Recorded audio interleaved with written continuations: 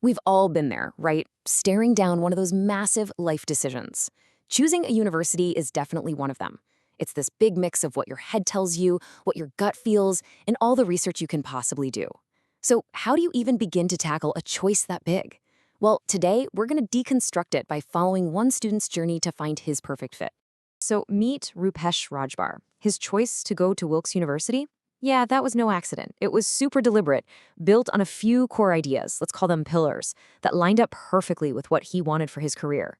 And what's cool is we can use his own words to build a kind of roadmap, a framework that honestly you could use for any big decision you've got coming up.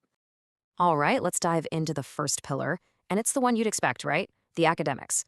But here's the twist. It's not just about what you learn. For Rupesh, it was all about how you learn it. The actual learning environment was a total deal breaker for him. It was his first big filter. And this really gets to the heart of it. On one side, you've got these massive lecture halls, hundreds of students. On the other, you have these much smaller, more intimate classes. Rupesh had a strong preference for one of these. But before I tell you which, just think about it for a second. Which one works for you? Where do you do your best learning? For Rupesh, it was a no-brainer. He was all about the smaller classes.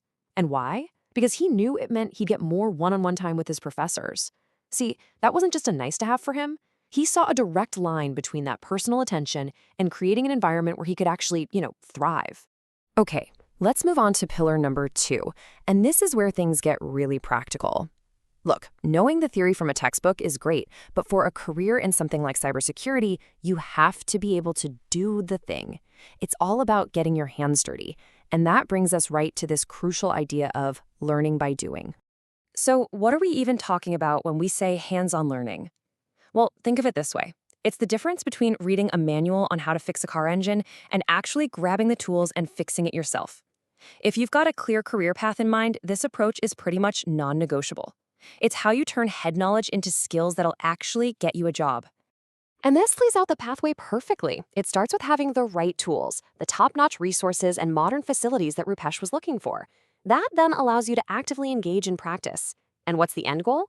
Gaining real-world skills that you can use from day one on the job. So we've talked about the academics, that's the mind, and we've covered the practical skills, that's the hands. But what about the heart? The third pillar of this decision is all about the people and the place. It's the community factor, something that's way harder to measure on a brochure, but is just as important. I mean, think about it. You could have the most amazing classes and the fanciest labs on the planet, but if you don't feel like you belong, it's going to be tough to succeed. A welcoming, supportive community isn't just fluff. It's the foundation that gives you the confidence to take risks and really grow, knowing that people have your back. And Rupesh was super specific about this. He wasn't just looking for a campus with friendly faces. He was looking for an environment that was actively built to support his growth, both in the classroom and as he started thinking about his future career. These factors together made him feel like, yep, this is the place for me.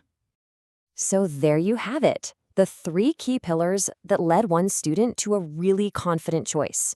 Now, let's kind of pull it all together and turn the lens back on you. How can you use this exact same way of thinking for your own big decisions? This table just lays out the logic so clearly. For Rupesh, each pillar had a key feature he was looking for, and each feature led to a desired outcome. Smaller classes meant personalized attention.